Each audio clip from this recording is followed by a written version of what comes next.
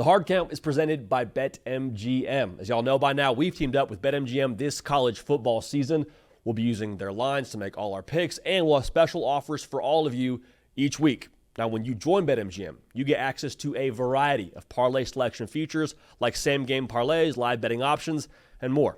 If you haven't signed up yet for BetMGM, use bonus code HARDCOUNT, and you'll get up to $1,500 first bet offer on your first wager with BetMGM. Here's how that works. 1, download the BetMGM app and sign up using bonus code HARDCOUNT. 2, deposit at least $10 and place your first wager on any game. Step 3, you'll receive up to $1,500 in bonus bets if your bet loses. Just make sure you use bonus code HARDCOUNT when you sign up. Let's make this college football season 1 for the books. Let's make it legendary. Let's get to the show. Welcome into the Hard Count presented by BetMGM. We got college playoff football tonight. I cannot wait for this one. We got New Year's Eve action in Miami, Ohio State tonight. But we say this a lot. We give you the date and we say it's the last one on the face of the planet because it's true.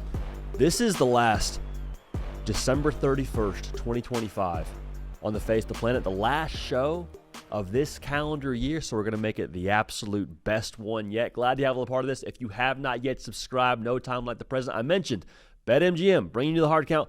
Little odds boost token for y'all. Okay, so if you got some action you like on tonight's game or any of these games on New Year's Day, use the odds boost token by BetMGM for college football and get yourself a better payout when your bet wins. All right, now we'll get to a lot of the college football playoff stuff across this show. We got some final predictions at the end of this thing with myself and our very own producer, the Hard Count, Caden Smith. But the transfer portal's buzzing, dude. We got entries left and right. We got intents to enter all over the place. We got Pete Nakos. I don't think he's sleeping, running off caffeine and smelling salts right now. With that being said, we got the easy job when it comes to the transfer portal. We just get to kind of give our opinion on players and talk about fits and make predictions. So I want to do that right now. I want to go through the top players that have announced their intentions to enter the transfer portal and talk about fits. Massive disclaimer. This is not me calling my shot and saying X player goes to X school. This is me purely saying, hey, it would make a lot of sense if this player went to this school. So with that disclaimer out of the way, let's start with the top player in the whole freaking thing, man. Auburn wide receiver Cam Coleman will not be at Auburn next year. Where could he potentially end up? Where makes the most sense for him to end up? To me, it's Texas A&M. And here is a philosophy I've adopted here. The transfer portal continues to evolve in modern college football and player acquisitions moving and shaking. I think second place in high school recruitment really matters. I'll go back to 2022. I am at Ohio State, Michigan in Columbus. Final weekend of the regular season, obviously with it being rivalry weekend. And there's a certain buzz around the sideline in pregame. And different people on the beat are starting to murmur and talk to each other. And I go talk to Letterman Row's very own Spencer Holbrook, and he says, hey, Caleb Downs is visiting today. Caleb Downs, he's committed to Alabama. I know. Nobody really thought he was popping up here. Caleb Downs is going to be here for this game. He wants to see Ohio State. They're still pushing his recruitment. Okay, we'll see. Ohio State loses. Caleb Downs ends up going to Alabama. But then Nick Saban retires, and where does Caleb Downs find himself? A1 Columbus, Ohio, playing for the Buckeyes. Going to play tonight and probably have a pretty big impact on what happens tonight at the safety position. I think where you finish in the high school recruitment really matters for these guys. And Cam Coleman was committed to A&M for a very long time. Jimbo Fisher gets fired, decides to stay close to home and go to Auburn. A&M, man, makes a lot of sense when it comes to Cam Coleman and his familiarity with College Station.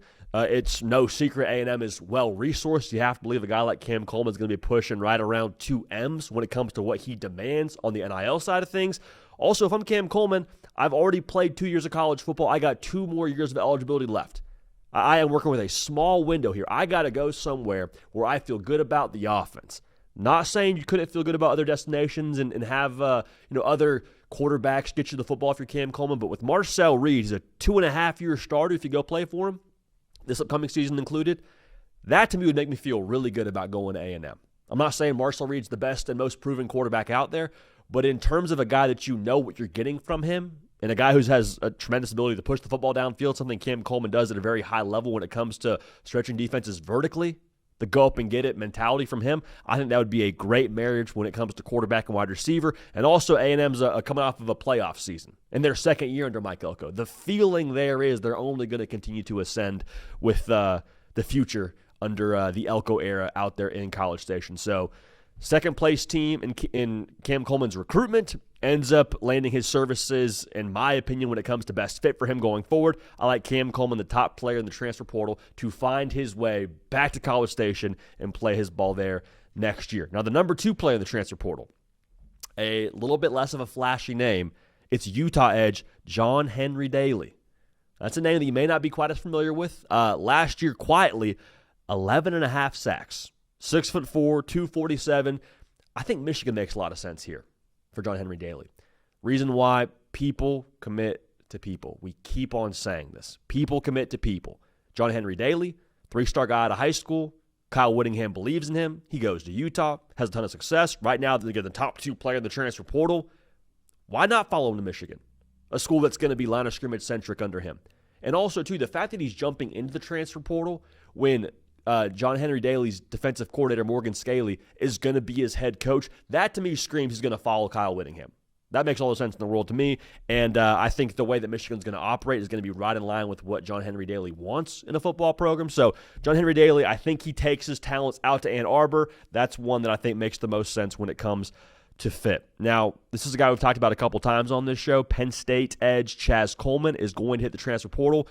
This is a guy that's from the state of Ohio, and Ohio State's had the most buzz in his potential next landing spot. That to me makes the most sense when it comes to a fit for Chaz Coleman. A guy who has 3 years of eligibility, maybe even all 4 years of eligibility, depending on how the NCAA sees that and how many years he ends up getting here going forward. Was only at Penn State for 1 year, is the gist there. If I'm Chaz Coleman and I have his natural ability, the pitch for me is, where can I go to get the most development? Like, obviously, the hometown team, Ohio State Buckeyes, is a nice little cherry on top. But if I'm looking at where can I go help myself when it comes to my NFL draft stock here going forward, defensive line coach Larry Johnson at Ohio State, like, that is it for me, dude. Seeing JT Tuimoloau and Zach Sawyer get drafted last year, both at my position.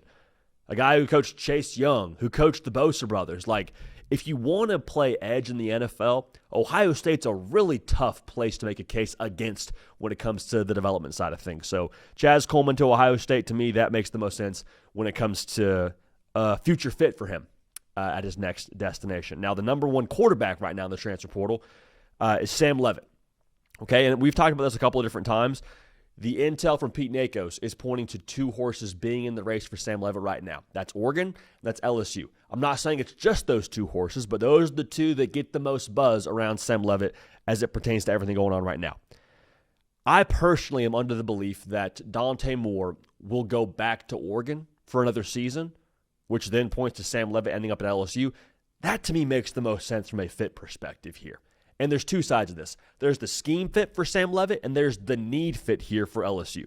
The scheme fit for Sam Leavitt is he thrived in an RPO offense at Arizona State. You don't need to reinvent the wheel.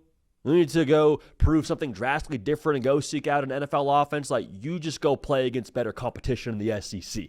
You go play for a guy in Lane Kiffin who has specialized in bringing in transfer players and elevating them at a really high level.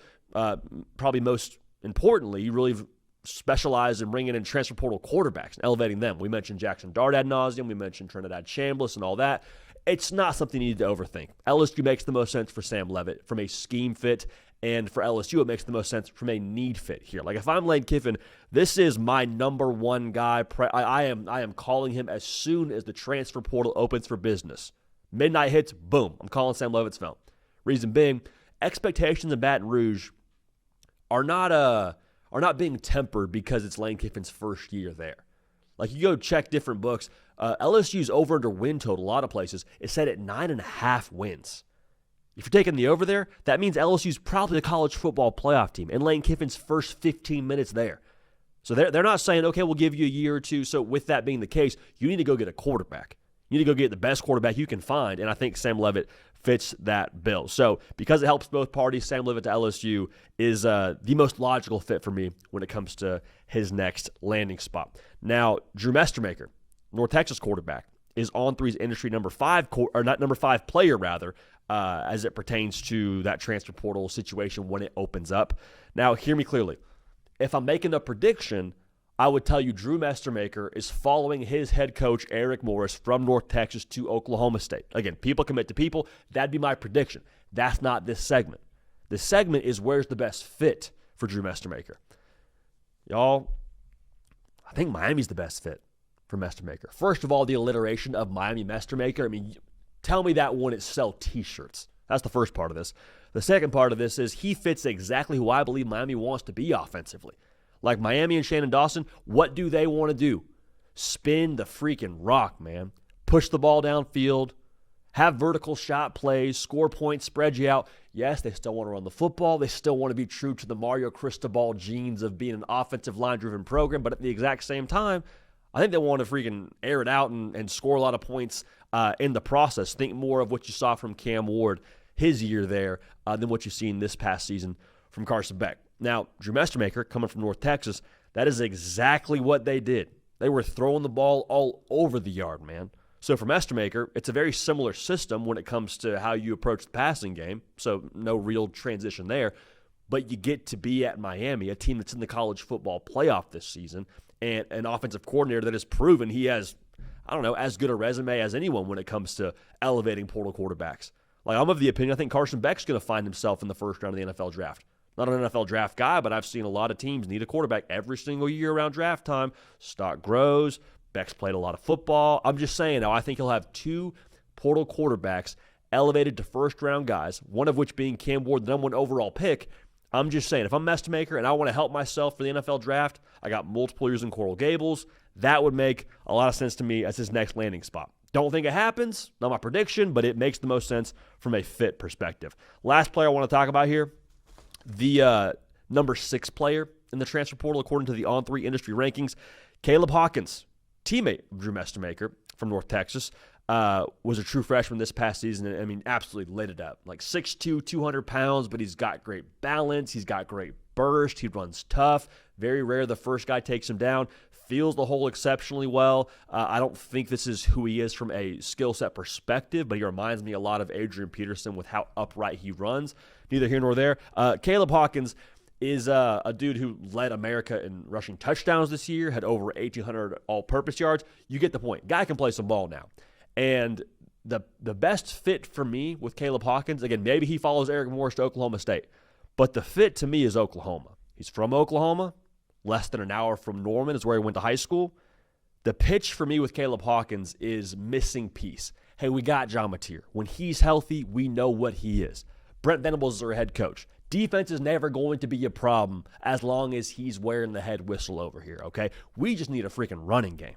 If we have someone that can actually carry the mail for us consistently, Caleb Hawkins can be that guy for you. Hey, there's no telling what we can be. We made the college football playoff last year with essentially no run game and darn near no offense when it came to what they were.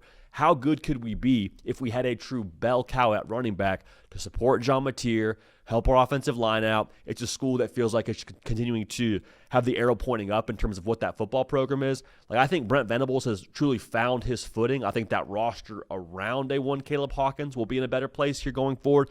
Caleb Hawkins to Oklahoma, to me, is a hand-to-glove fit when it comes to what he could be for them in that offense with Ben Arbuckle running the show and John Mateer next to him in the backfield. So let me know your thoughts on this. Those, again, not predictions, but those are the best fits to me when it comes to some of those top players in the transfer portal as it stands right now. The rankings are always moving and shaking with different intends to enter announcements, but as it stands right now, those top players, those are places that I think would fit them well should they decide to take their talents to those respective programs. Now, in terms of taking talents to programs, Kyle Whittingham, the news broke a day after Christmas. He's going to be the next head man out there in Ann Arbor, and he gave his opening press conference. It's in the midst of craziness. Michigan's ready for a bowl game, and Utah's about to play in a bowl game, and all this madness is going on. Kyle Whittingham takes the podium and just answered a number of different questions from culture and identity he's bringing to Michigan to Bryce Underwood to like, hey, do you actually hate Ohio State? I thought he gave a lot of really interesting answers. So let's go ahead and translate Kyle Whittingham's opening press conference as the new head coach at Michigan. And I want to start with one of the first questions he got, which was, again, about Michigan's identity and what it's going to look like under Coach Whittingham running the show out there. Take a listen. But what you can expect physicality will be our calling card. You know, at University of Utah, the place I was, we were the most physical team in the league. You know, whichever league we played in, that's not going to be any different here. And I believe in running the football. We were second in the nation last year rushing the football at Utah, and defending the run. If you can get those, if you can win the line of scrimmage, all right, and be physical up front, you've always got a chance. And so that will be the trademark and the identity of this football team is physicality, toughness, and grit. Translation: we're Old Michigan, baby. It's back. It's back, and I'm bringing exactly what you've expected from your football team when Jim Harbaugh was the head coach here. Like Kyle Whittingham and what he did at Utah, he just said it. We were the biggest, baddest dude on the block in whatever conference we played in. Pac-12, Big 12, Field of 12, doesn't matter. Like, we were the baddest team when it came to the physicality, what we had up front on that line of scrimmage. If you're a Michigan fan, you love this because guess what? That's what's worked for you. That's what's made you a national champion. That's what's made you the Big Ten champion.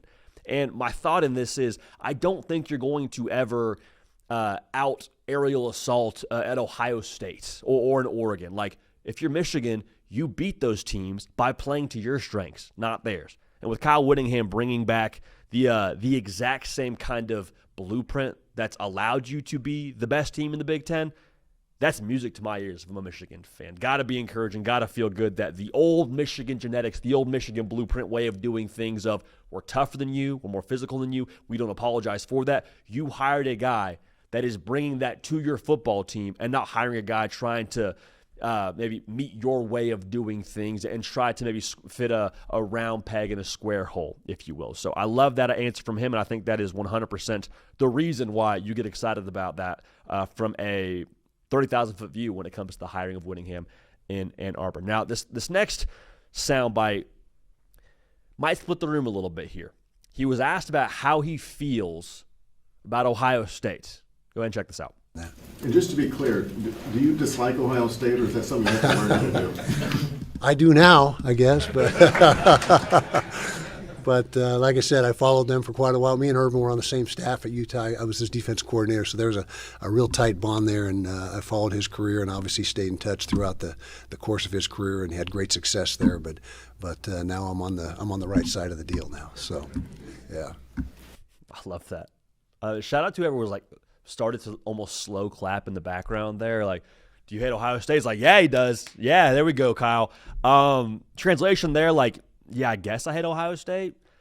I'm more about winning football games, but I guess that comes with this job. So, like, we'll beat them too if that's what we have to do around here. Obviously, there's the tie to Urban Meyer when they were together at Utah.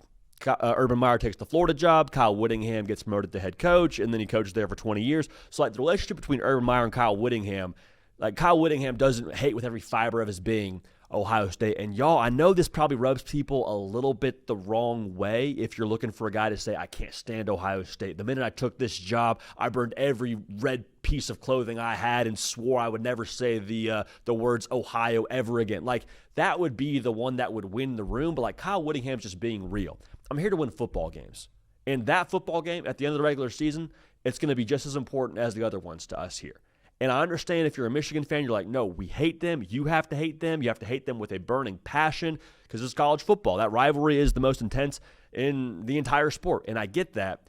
But the reason why I kind of appreciated Kyle Whittingham's answer here, almost like nonchalant answer in some respects, I think there's something healthy about being indifferent.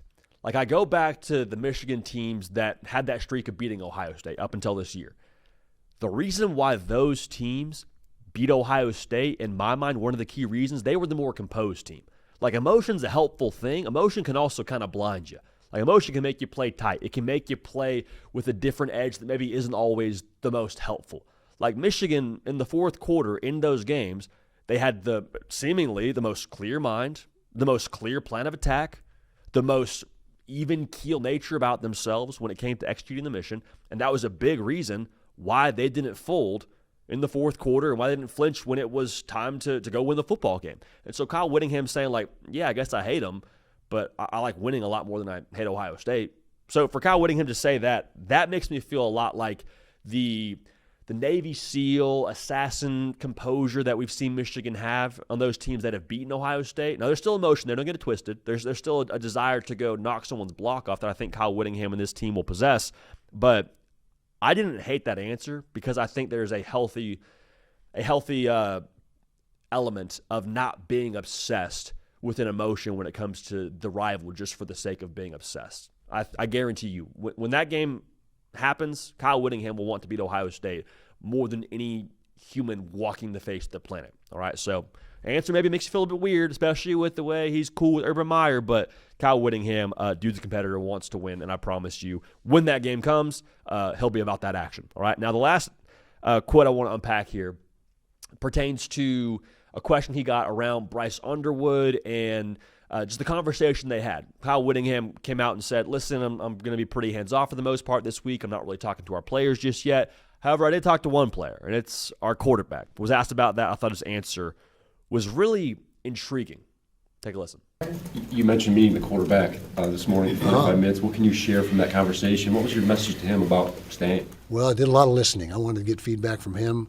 I wanted to get to know him. Just everything from, growing up, family, what's important to him. It was a great conversation. He's a special young man, carries himself the right way. You got to have a quarterback. Quarterback's got to have that it factor, and Bryce has the it factor, and along with a ton of talent. Big, strong kid, 6'4", 225 plus pounds, and so he is. His ceiling is very high, and the offense we're going to bring in here, I think, is going to suit him to a T. And I think he's going to really, really excel and have a great experience here. Translation: I feel good about keeping him. I feel good about our plan for him. Notice how Kyle Whittingham is speaking in the future sense. Hey, I like the offense we're going to bring in for him. It's going to suit him to a T. I think he's going to have a great experience here. I don't think you speak in future sense unless that conversation with Bryce Underwood went well enough to make you speak in the future sense. I think if the conversation didn't go well, you'd hear something from Kyle Whittingham about, it went well. He's super talented. We'll see how things unfold. It would have been a lot less forecasting of the future with Bryce Underwood. And if I'm a Michigan fan, the thing that I'm hanging on to there is we're going to bring in an offense that's going to suit him to a T. The number one gripe I got from Michigan fans once their regular season finished up was Bryce Underwood, super talented, didn't have a lot of help. The biggest frustration was we're not developing the guy. Like, I'm sure he's progressing just playing college football, but like us as a offense, we're not allowing Bryce Underwood to get better and evolve and reach the billing that he was as a high school recruit. Kyle Whittingham's like, no, we're going to bring in a system that's going to maximize, elevate, enhance Bryce Underwood. So everything that we like about him as a football player, that's going to get dialed up even more with the system that we bring in. That's also Kyle Whittingham saying, hey, listen, I'm not dumb. I understand what we have in this guy. I know this dude's special. I wanted to listen to hear how he's feeling. I wanted to hear how he feels about this whole situation and the madness of the Sharon Moore exodus and all these things. Like, I understand this is a little bit weird, but trust me, when we get our guys in here, when we get our system in here, we're going to be in real good shape with number 19. And again, speaking in future sense, he's going to have a great future here. I don't think that's a nothing burger statement, nothing burger answer from Kyle Whittingham. So honestly, like, Kyle Whittingham's not a win the press conference kind of coach. He's not a drop a bunch of intense quotes that make a hype video, but legitimately, neither was Jim Harbaugh. They won a national championship and several Big Ten titles. So I think Kyle Whittingham, from a personality perspective, both on the field and at the podium, is exactly what Michigan needs, and I cannot wait to see what they do on the field here in 2026. But that's Kyle Whittingham translated. A lot from a little, but I think there's a lot of good stuff there within that opening press conference. Now, we got college football playoff games happening here, both tonight and tomorrow. And as we always do on this show, we talk about what's not being talked about, what's being missed, if you will, for those of y'all that have tuned into this show over the course of this season. And we're just going to go game by game here. We're not going to talk about Ohio State, Miami. We did that on yesterday's show with that game happening tonight. But Oregon, Texas Tech in the Orange Bowl, the BetMGM game of the week, dude. This is one that maybe for some people, they see the Big 12 team in there, they go, I'm not that juiced up for that one. If you watch college football and you've seen these teams play, and you've seen these line of scrimmages, you've seen these quarterbacks, you've seen these skill, like, they got some dudes now about to get after. So the BetMGM game of the week, with it also being the closest spread in Oregon, Texas Tech of these second-round matchups. A lot to unpack here. But what's being missed, I don't think Oregon is getting enough credit for their scars, how battle-tested they are. I mentioned on yesterday's show how Dan Lanning, after last year's Rose Bowl, when Ohio State absolutely handed them their lunch, mentioned how last year's team hadn't really faced a lot of moments like the one they faced in the Rose Bowl. He's exactly right. Like, there was really one game you point to where Oregon was truly tested, and it was the margin, or it was the narrow victory over Ohio State in Autumn. Besides that, though, Oregon pretty much had their way with everybody else. There was a sort of close game with Wisconsin at the end of the year, but for the most part, Oregon rolled past everybody and their mama on their schedule. That's a good thing, I guess, the Boise State game you go back to. But for the most part, you heard him saying, Oregon was pretty dominant. Hadn't lost a game in the regular season, won the Big Ten, all that, so on and so forth. I think to win a national championship, you got to be more than just your resume. Got to be more than just what's on a piece of paper. Like, I think just like taking, a winning job interview, I think you got to have some life experience to speak to. You got to be able to go to Penn State and win a double OT game. I think you got to go win a game in a monsoon against Iowa. I think you got to go find a way to win with essentially no running game at your back at Washington in a rivalry spot. Like, this Oregon team, while they only have one more loss than last year's team in the regular season, I feel a lot better about their life experience, the kind of games they've been in. They haven't just had a cakewalk of a season and a schedule. Like the loss to Indiana, as much as that sucks, I think it's one of the greatest gifts for this team in terms of, their entire season. Like, one part of it's the seeding. You'd much rather have the 5 seed than one of those top 4 seeds. I digress. But that point in itself is, I think, being overlooked when it comes to Oregon. Because, are they more talented than last year's team? I think the NFL draft numbers here going forward will tell us that story. I don't think it's a massive difference. But I do think that last year's team, should they have been in more close games, should they have had a loss, maybe, just maybe, they're better equipped to peak at the right time when they get to the college football playoff. Now, does that change the postseason outcome? Ohio State was a buzzsaw, and maybe that's just the way that it goes. But I think this year's team, again, the life experience, I don't think we're talking nearly enough about that. Still super talented. I love Dante Moore. I love Dan Lanning. But the kinds of fights they've been in, I think, prepare them even more for the college football playoff run they're on right now. And I feel much better about this Oregon team than I did last year's Oregon team. And I think that's saying something with last year's team being the number 1 seed in the whole freaking tournament. Now, what's not being talked about enough with Texas Tech, and it sounds bizarre to say it out loud, especially as someone who, full transparency, hand up, I picked Oregon to win this game. What's not being talked about enough with Texas Tech is that they could win this game. You see the Texas Tech logo, you see the Big 12 patch on their jersey and the Big 12 sticker on their helmet, and you see Oregon, you see the flashy uniforms, you see Dan Lanning cutting promos, you see me picking the Ducks. Have to imagine the rest of the college football public will, in some way, shape, or form, follow suit. I haven't seen anybody pick Texas Tech, to this point at least. This isn't like David and Goliath. This isn't some massively lopsided Oregon versus JMU spread where it's 3 touchdowns favoring the Ducks. Y'all, again, it opened at BetMGM as Oregon minus 1.5. On a neutral site, it's essentially a pick 'em right now. You know what I'm saying? So, when I look at Texas Tech, this is not some situation where they're just drastically outmanned from a personnel perspective. Is Oregon massively talented? We've been over that multiple times. The answer is emphatically yes. But Texas Tech in that front 7, I think that's good in any conference.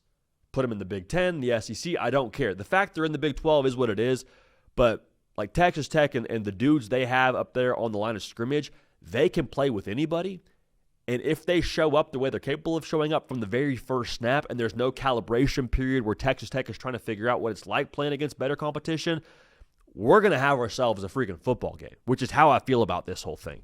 Now, if Texas Tech does what I think they could do and win the football game, not my prediction, not backtracking here, but if Texas Tech does play to their potential and they win the competitive plays and they get Dante Moore off balance and I end up eating crow and Oregon ends up losing and Texas Tech wins, look out, man. Look out, because at that point, I think Texas Tech already knows they can win this game. I have to believe that's the case. But if they prove it to themselves and they go beat a team like Oregon, if they go beat a roster like Oregon, I don't think anybody else makes you feel more nervous than the Ducks here. You beat Oregon, bring on Indiana. You beat Indiana, we'll see whoever in the national championship. We see Texas Tech in the national championship, and they have some mojo behind them. Hey, Zach Herbstreit, our very own, sits behind me, sits right next to me, actually, at my own desk. He picked them to win the whole darn thing. And I think if they beat Oregon, that possibility becomes increasingly more real. I'll just say that. So what's being missed with Texas Tech, it sounds hilarious to say, but I don't think we're assessing enough the reality that they could very, very easily find a way to eke this one out. And at that point, momentum is in the building, and Texas Tech is on a roll in this college football playoff. So Oregon, not enough credit for their scars. Texas Tech, not enough credit for what they could genuinely do in this playoff. And it starts in this Orange Bowl against Oregon in the BetMGM game of the week. Now, I've lobbied for this many times, for the Rose Bowl to just be the permanent spot for the national championship here going forward. We say it a lot. College football oil painting, San Gabriel Mountains at sunset. I mean, you got iconic broadcasters in your ear when you visualize the Rose Bowl, whether it be Keith Jackson, rest in peace, Brent Musburger, Chris Fowler, and Herb Street on the call here at the Herb Street Family Broadcast booth. It's going to be awesome. What's being missed in this game now is that Alabama, if they win this game, there may not be a logical reason as to why that we could have foreseen before the game. And that sounds like a cop-out because our job here is to give you analysis, to do our best to make sense of things and explain things. I'm just here telling you if Alabama wins, it may not be that explainable. Much like the Alabama-Oklahoma game wasn't all that explainable because Oklahoma outgains Alabama. John Mateer has a better day at the office than Ty Simpson by the numbers when it comes to passing yards. Oklahoma had the ball for longer. Like Indiana, it's funny to say, pound for pound, probably the better team, quote unquote, probably the more talented team, quote unquote. And I know it's the Indiana logo, so it sounds crazy, but just hear me clearly. The Alabama traits that we saw against Oklahoma, if those are now real and dependable, we could see Alabama roll out there and create 2 turnovers, maybe a special teams play, good day from Ty Simpson. They run for 25 yards, win the ball game. Maybe, again, they have the ball for less time than Indiana. Maybe, again, they run the football for much less than Indiana, which I feel pretty good about predicting off rip right now. But I'm just saying, something about Kalen DeBoer football teams, they find a way. Not just this year. Go back to the national title run they had at Washington where they played Michigan for all the marbles in 2023. That team, every single week, we're watching them play. It doesn't matter if it's Washington State, doesn't matter if it's Oregon State, doesn't matter if it's Oregon. They are playing one-score game after one-score game, and your boy's sitting here saying, okay, at some point in time they're going to lose, right? Like you can only fly so close to the sun before the wings melt and you plummet down to the ocean, right? It's going to happen at some point, right?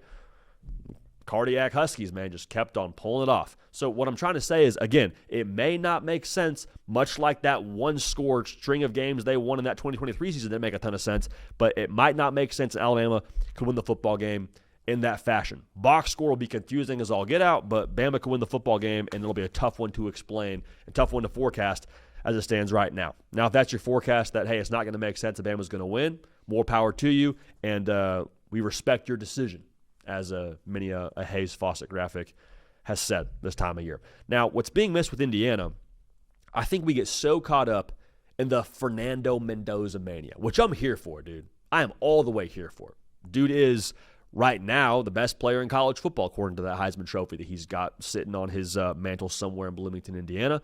And, the seasons he put together, undeniable. Like, I know the conversation around the NFL draft stuff is him and Dante Moore. We'll talk about that a little bit later in the show, actually, with A1 Caden Smith.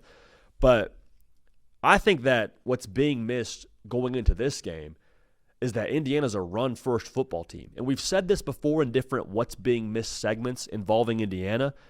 But in a situation now where if you check the forecast as of now in Pasadena, subject to change, but as of now in Pasadena, forecast for New Year's Day says we're going to have rain throughout the day. Now, I'm not saying it's going to be a torrential downpour, but just enough to make that football a little bit more slick. Y'all, Indiana's a 60% of the time run the football team. Is some of that skewed because Indiana's been blowing the doors off teams? Sure, maybe so.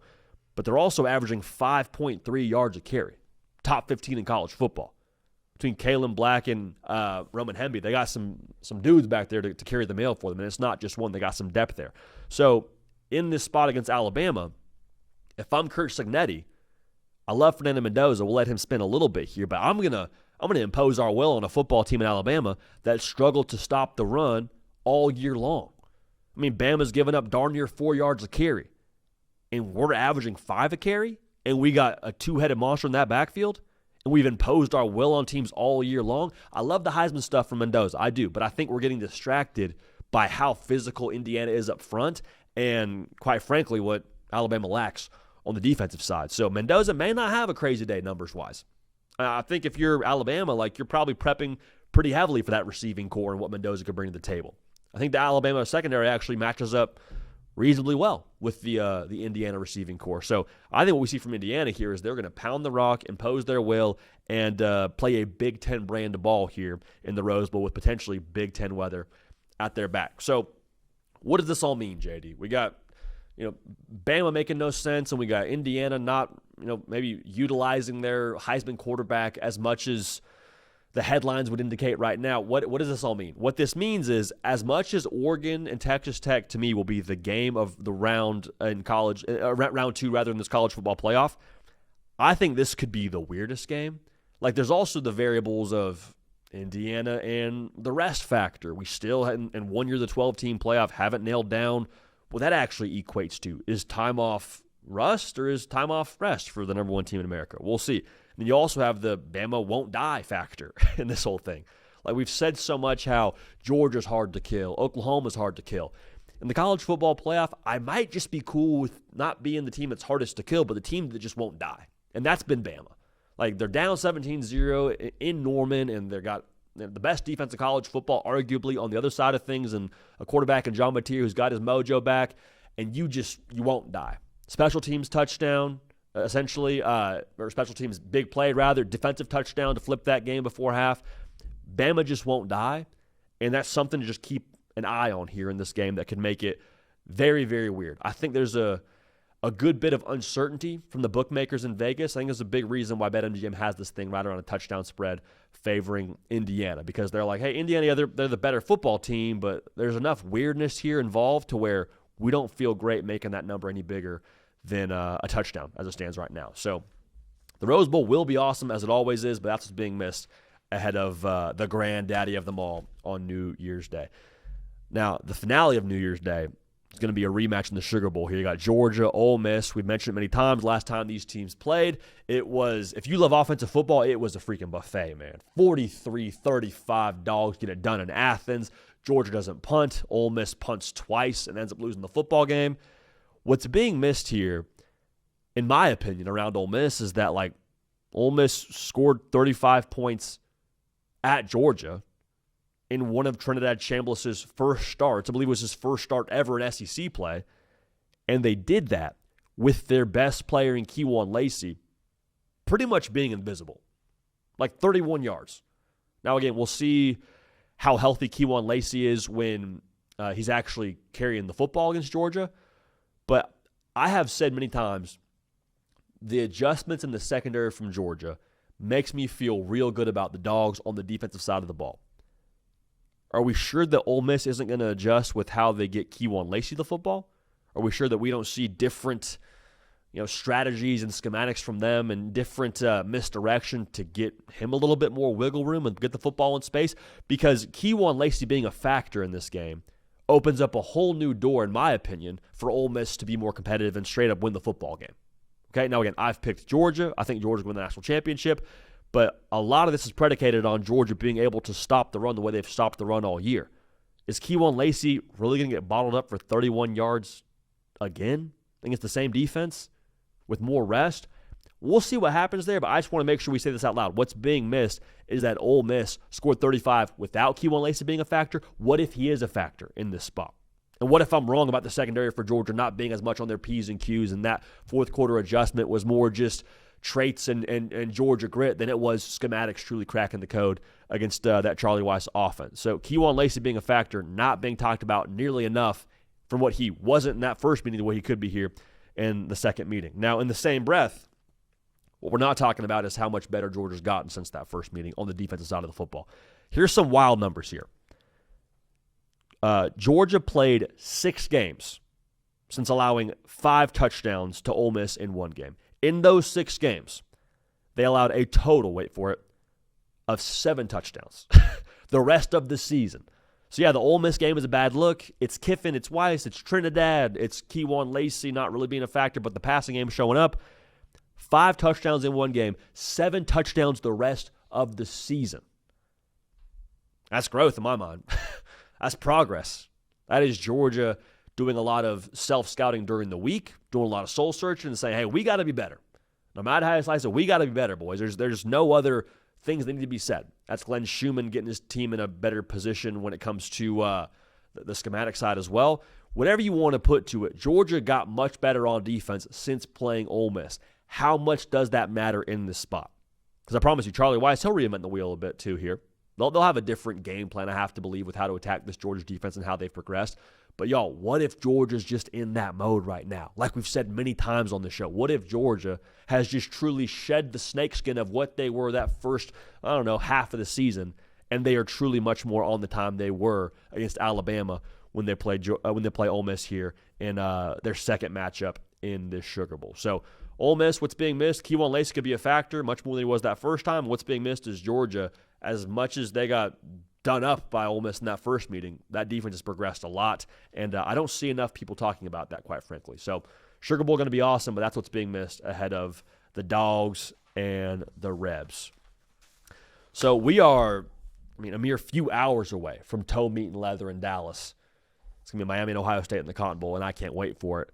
So with round 2 of the college football playoff about to grace our eyeballs and our eardrums, I feel like it's time for you to get both the eyeballs and the eardrums warmed up a little bit here with some final predictions before this second round of the college football playoff action. Who better to do that with than producer of the Hard Count, man, the myth, the legend, two-time All-Sunbelt safety. You know him, you love him.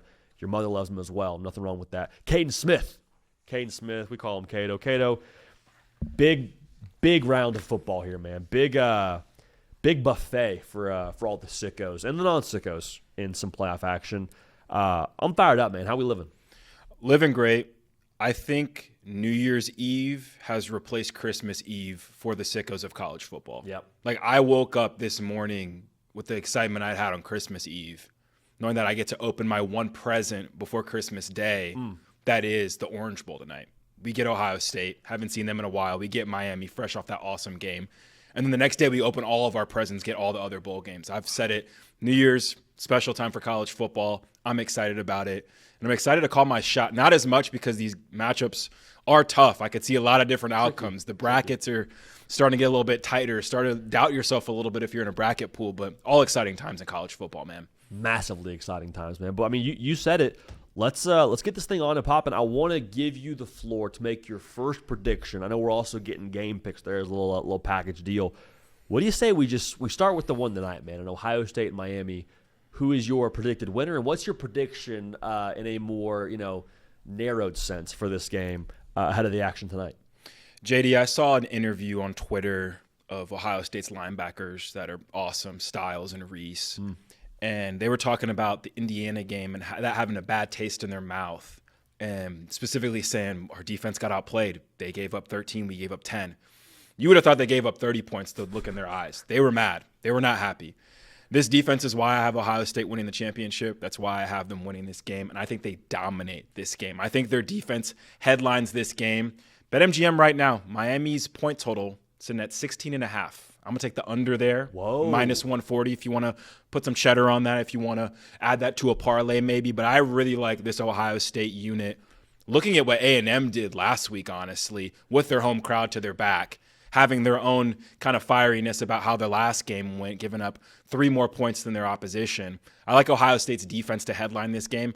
We'll see what the offense does. There's a lot going on over there, obviously, a lot of weapons. Julian saying those are the things that'll take the headlines, but I think the headline after the game will be, man, who is going to get around this Ohio State defense in this tournament? I think it's the Buckeyes defense that leads them to a big win here. Dude, minus money on the under for 16.5. 2 touchdowns and a field goal. Here's your Hits the question, over JD. there. How many massive. teams do you think have scored 16.5 or more points on Ohio State this year? How many teams have hit 17 points or more against Ohio State this year? This is hilarious. I think it's I'm trying to think if there's anyone else. I know there's been at least one. I'm trying to think if there's anybody else that's done it. I'm going to say 2. I know Penn State did it. And I think maybe somebody else got a garbage time touchdown. Did Illinois score more than 16.5? They might have scored 17. I'm going to say 2. What's the correct answer? 0. None. Penn State scored 14. No Illinois kidding. scored 16. No one has touched 17 points Well, against there this you go. Buckeyes defense. Well, So there you go. I'm going to keep that trend going. I think they're going to keep doing that, man. Yeah. That's why that line's there, man. This team's giving up 8 points a game. Like, this is a historic defense in every metric. So defense wins championships. If that's still the mantra, man, it's hard to get around this one, man. And I don't think Carson Beck and the boys will have a fun time, to say the least, going up against those guys. That's so funny. I'm in here doing like the Zach Galifianakis gif is like numbers. I think it was Penn State. You made me recheck. Yeah, you made me recheck. That's so funny. That's so funny. Yeah, I'm with you, man. I'm with you. I think that Ohio State defense has a massive day at the office. I also think the Ohio State offense shows up in a big way. I'll give us that prediction here in just a second. But, Cato, it's going to be in Arlington. Going to be like Dallas Metro. That place is just stocked to the gills with the glorious reality that is Whataburger. I mean, you got honey butter chicken biscuit any hour of the day. They're open 24 hours a day. Any way you want it, that's the way you get it from Whataburger. You do a little Whataburger with some grilled onions, some bacon on there. You do a little shake action. Whataburger, for the people, by the people, taking care of everyone across the country, wherever you got Whataburgers. But with you making the trip out to Texas, like, y'all, go get active with a Whataburger, taking care of all of us here on the show today by bringing you the hard count. Whataburger, just like you like it. Now, I don't know if he's eating the Whataburger before the game, because it might slow him down a little bit. But, Cato, my prediction for this one, I've picked Ohio State to win. I think playoff Jeremiah Smith once again shows up. Not that he hasn't been, in attendance over the course of this year. Had a great year. I mean, finished second in the Blitnikoff, I believe. But playoff Jeremiah Smith that we got last year, we all understood that was a different dude. Right? Now, Jeremiah Smith, on his Twitter, has a profile picture of a one Michael Jordan. I think Jeremiah Smith channels his own Michael Jordan, who shows up in the biggest moments, who shows up when there's a little bit of disrespect involved, who, like Jeremiah Smith and Michael Jordan, I think I probably both said different points in times, but Michael Jordan made famous during the Last Dance documentary, and then I took that personal. I didn't win the Blitnikoff, and then I took that personal. We played my home team in the Miami Hurricanes, and then I took that personal.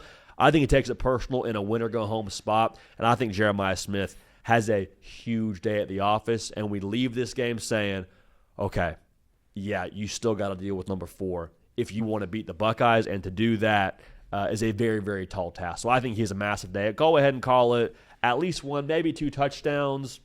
Call it a $150 on the day. I wouldn't put it past him getting 200. Jeremiah Smith, playoff Jeremiah, shows up in a big way, Cato, and has his way in Jerry World. What about this Orange Bowl, man? We got, again, I am arguably as excited for this game as any game all year. Oregon, Texas Tech, in Miami. What's your prediction for this one, brother? I first want to say I love the Jeremiah Smith prediction in that obviously he went nuts last year in the playoffs. 6 catches, 103 yards, 2 touchdowns against Tennessee, 7 for 187, 2 touchdowns against Oregon. Texas game was a little bit of a hiccup there, but Ohio State was still able to pull it out. 5 catches, 88 yards, and a touchdown in the national championship. I think coaches have to be thinking about this going into the playoff, right? And if you don't stop them, you're going to give them a lot of attention, and someone else is going to kill you. So I think that his impact from last year's playoff will actually have an effect one way or another in this game coming up, and just the gravitational pull that he's going to attract as a defense. Really excited, especially with the Miami secondary, how aggressive they are, how they choose to attack Jeremiah Smith, and who else they're willing to leave in one-on-one coverage. I mean, just pick your poison kind of operation at Ohio State the last couple of years. Yeah. But yeah, moving on to the Orange Bowl, JD. Tough game here, obviously. It's the closest spread. It's the toughest one to pick. When you look at the public money or anywhere, it's the most split possible. My prediction is that Oregon throws the first punch, JD. I think that Texas Tech all year has been dominant. They've been great, but they have not played a team like Oregon. They just haven't. And Oregon has played plenty of teams like Texas Tech in some ways. When you talk about just some of the heavy bar reps they've gotten with an Indiana, finding themselves in a jam with an Iowa squad that's very, very physical. Oregon's been against it a couple times this year and had to play some of their best football when it matters most. Oregon, spread for the first quarter at 0.5 point. Same for halftime. Okay. 0.5 point. Let's so go. I like both of those. I don't know, though, if Texas Tech is going to respond. I really don't. I could see it going both ways. I could see Oregon throwing the first punch and just rolling to a win.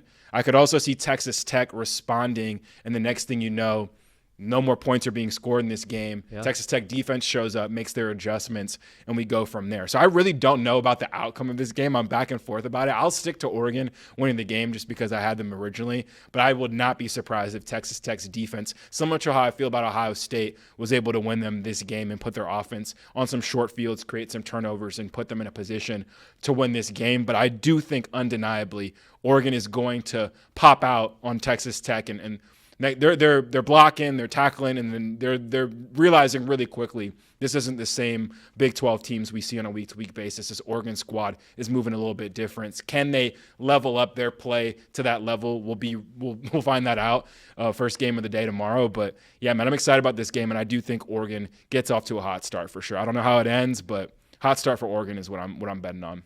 Texas Tech's had almost a month now to, again, rest versus rust. Oregon stayed in routine, stayed in rhythm. And Oregon also, to your point, Cato, this same spot a year ago, this same round, got embarrassed in front of the entire country on New Year's Day. So there's got to be a little bit of sense of urgency from Dan Lanning and the guys to, like you said, take that first swing. And I'm with that. I think they do connect as well. I like that prediction a lot. I think a big part of them swinging first, connecting first, is Dante Moore. Cato, my prediction in this game, I think Dante Moore, when the dust settles on the first day of the new year, pulls ahead a little bit, just a little bit, as QB1 in college football for the NFL draft. Now, some of this is I think the Rose Bowl is going to be a little bit weird, like I've already mentioned over the course of this show. I think the weather plays a factor. I think that Indiana leans on the run game. I think Dante Moore is just a big moment guy, man. Like every single time we've seen a big moment for him outside of the Indiana game, we've seen him meet it. We've seen him excel. We've seen him make the plays to win football games. I go back to the Iowa game. I keep saying it. Monsoon territory, had a bad day at the office for the most part. He resets, leads a game-winning drive where he throws a football through a freaking keyhole to set up a game-winning field goal in torrential downpour conditions. The Penn State game, double OT, wide out, like he doesn't even flinch. The game against USC where you need points, he answers in a big way there. The Washington game where he has no run game, like time and time again, whatever the moment demands, we've seen Dante Moore meet it. And in a spot where it's going to be the biggest moment of his young career at this point, I think he once again meets it. I think he has a big day. And I think that the weirdness of the Rose Bowl and the Dante Moore optics put him just a little bit here, maybe not for good, but a little bit here ahead of Fernando Mendoza in terms of the QB1 conversation after New Year's Day wraps up. Yeah, I think Dante Moore, we both are huge fans of him. We love how cool, calm, and collected he's been, how he's improved throughout the season, how he's been able to adapt with the lack of weapons being consistently healthy for him. This is his biggest test in a while, man. This front seven is no joke. They're going to disguise looks. They're good at taking away the ball. They collapse that pocket. I'm really excited for the opportunity of Dante Moore here. I keep going back and forth if I think he's going to cook in this game or not. I think he's going to do enough for Oregon to have a chance to win for sure, and it's going to come down to a couple throws. I think just given the defensive acumen of both of these guys. If you do think Dante Moore is going to snap in this game, though, I'm looking at that point total, JD, 51.5. One of the things that's not being talked about, not to go back to that segment, Mac Leftwich is a great offensive coordinator. This is a Broyles Award finalist. He's been doing some great things at Texas Tech, and the highest level football minds in college football that speak on this have talked about how his offense has done a great job of just having multiple sides to it, and him taking little pieces of all of his stops throughout his career, some veering shoots, some air raid, really widening the splits and being able to get guys like Cameron Dickey downhill on the second and third level of the defense. He has answers too. So I think looking across the playoff, honestly, the Will Stein-Mac Leftwich matchup, I wouldn't be surprised if either of those guys had a couple wrinkles and tricks up their sleeves to have both of their quarterbacks against two really good defenses be able to make something work. And next thing you know, both of these teams have 25 points and you're overhit. So I think that's something else that's being missed too. So curious to see the pace of the game here as well. The defenses going to get their flowers, of course, but I think both these offensive coordinators paired with an experienced quarterback and one that we think is ascending could be a points matchup too. I'm not calling for a shootout, but I think there will be wrinkles and ways to get into the end zone in a game where that's going to come at a premium when it comes to points. I like that, Kato. The over 51.5. I like that a lot. I've been looking at it, man. It's been staring at me for a while. I might pull the trigger here the closer we get to game time. I got the game at 27-25 Ducks, just inching ever so slightly to 52. You get the over.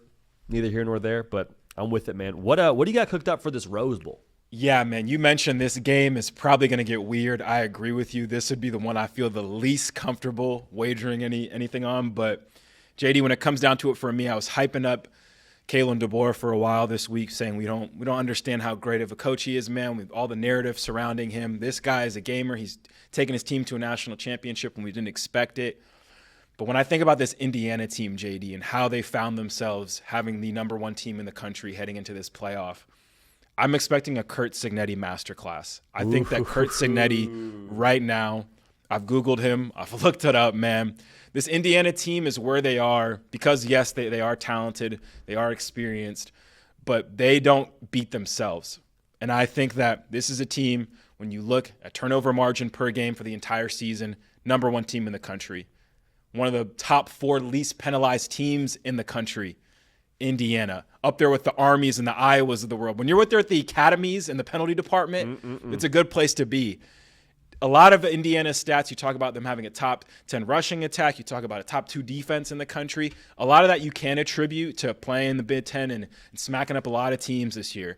But the penalties and the turnovers and the little things it takes to win, and a coach specifically putting his players in a position to win, Curt Cignetti's doing it like no one else in the country right now. I could see another ugly Big Ten-ish kind of game that we had in that championship game where the Hoosiers just make a couple more plays than you, and that's why they win. Same with Oregon. Their biggest moments, they seem to have what it takes to cross that finish line, lean forward a little bit, and get a win. I think Curt Cignetti does it here. So I think after the game, I think Indiana wins. I wouldn't be surprised if Alabama won, that's for sure, because I do respect their outfit out there. But them having a hand tied behind their back without the run game, you said there might be a little bit of precipitation as well. I think that favors Kirk as well. I think he's going to have the better coach team here, and I think that's who wins this game narrowly. So I like Indiana. I think after the game we're talking about, man, this Curt Cignetti guy can coach.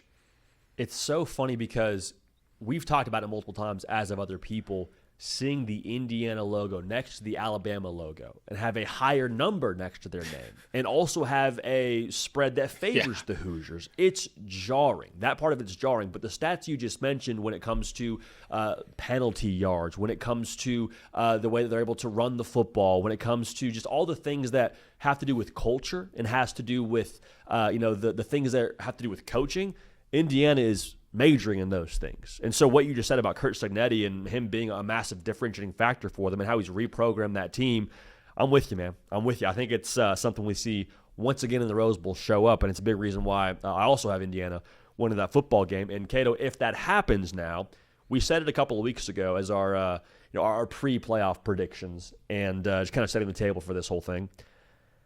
I don't think Alabama wins.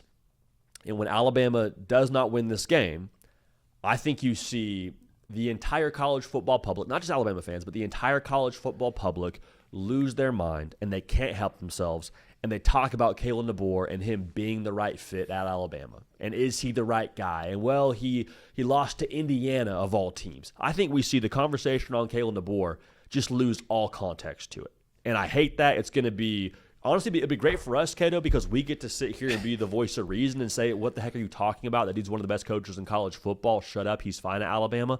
But just maybe it's just for 24 hours. Maybe it's for a full week. But the conversation around Kalen DeBoer will totally ignore the fact that Indiana was the number one team in America, the fact that Indiana was favored by a touchdown in this game, the fact that Indiana has the Heisman Trophy winner, the fact that Bama has had virtually no line of scrimmage play to write home about.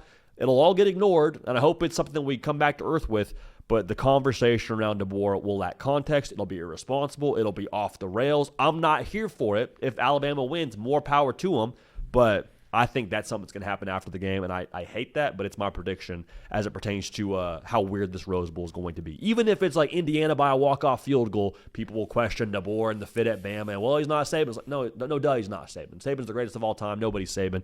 But sad, but I think that's what happens here in this Rose Bowl. Yeah, I hate it already too. And I think on the flip side of that, if Kalen DeBoer wins this game, I think we have to just stop any of the conversation at any point for the rest of his tenure at Alabama. Right? Have to. I think what also is working against him is the 12-team playoff era. Like, we are still – like, we should stop trying to compare coaches from one era to another because it just gets messy. And it's going to get to the point where winning a championship in the 4-team era is going to be looked at differently than not having a bye and going all the way humming through the playoff and making it go like Ohio State did last year. by default the most impressive run to a national championship we've seen, just because it's never taken that much. I think if Kalen DeBoer goes to the Rose Bowl, the same place where Nick Saban played his last game coaching for Alabama against the number one team in the country, I think if he goes there in the Rose Bowl, man, beats Indiana, number one team in the country, I don't want to hear any more talk about it, because those are 2 playoff wins that in another era, that's a national championship win for you. So I think those comparisons make it even harder on Kalen DeBoer, just given what it takes to win a national championship. But yeah, we're Kalen DeBoer fans over here. We know that his losses get magnified more probably than anyone in the country. So small part of me hopes they prove me wrong. I think Indiana is going to be in the Natty, but I think if Alabama does this, man, it's huge for him, huge for the program, and can hopefully hush some doubters in Tuscaloosa. We truly need to reassess national titles based on the era you won them. Yeah. Like winning during the AP poll era is very different than winning the 14 playoff era. It's different than winning during the BCS era. If for nothing else, the strictly number of games you play is different. Like, it's a run, man. You had to win 1 game after your conference title game to win a Natty in the BCS era, whereas now, even if you don't make your conference title game, you got to win 4 to win a Natty. Like, it's a whole other beast, man. Whole other beast. The final game, though, for this round is the Sugar Bowl. We talked about Georgia and Ole Miss multiple times throughout this week. What do you got on tap prediction-wise for this one, Cato? I've got that Georgia kills Ole Miss softly. I think it's a physical game. I think Georgia runs the ball excellent. I think they stop the run excellent. And I think it's not going to be like a blowout, but I don't think there's going to be very many moments of the game where we think Ole Miss is in this. I think back to the SEC championship where Georgia scores a touchdown the first quarter, touchdown second quarter, 14-0 at halftime against Alabama. You know, okay, like Alabama's still in this, but anyone who watched the game was like, man, like Georgia's putting it on them. The scoreboard might not reflect it, but if you just watch the game, it's looking like everything's going Georgia's way. That's what I predict in this one. I don't think it's going to be a flashy game. I think that whatever Ole Miss did in the first matchup is almost obsolete, just given how much better Georgia's defense is right now, like we talked about before. And I think Georgia's not even going to do anything too cute on the offensive side of the ball, stick to what they know and what worked for them last time and throughout the year, which is feeding our stables of backs, trusting our tight ends to block and make plays for us in the pass game. And the ball's going to be in Gunny Stockton's hands. It's going to be in good hands. We're not going to make mistakes. We're going to just do our thing. So I think this is going to be a boring, physical, Kirby Smartass game where he's been in the lab for a long time with Glenn Schumann. And I think their defense is going to keep it low scoring. And I think their offense isn't going to have some crazy air raid day with a bunch of fireworks, but they're going to do just enough in what they need to do to make this game a thing. I think they win. I think they cover the 6.5. And I think I might even like the under here just because I don't think Ole Miss is going to hold up their end of the bargain. I don't think they're going to score much. We're at 55.5 points right now. I like a tame game where Georgia just kind of does their joyless ball where they're just physical and taking it to Ole Miss. Great song, too. Killing me softly with his song.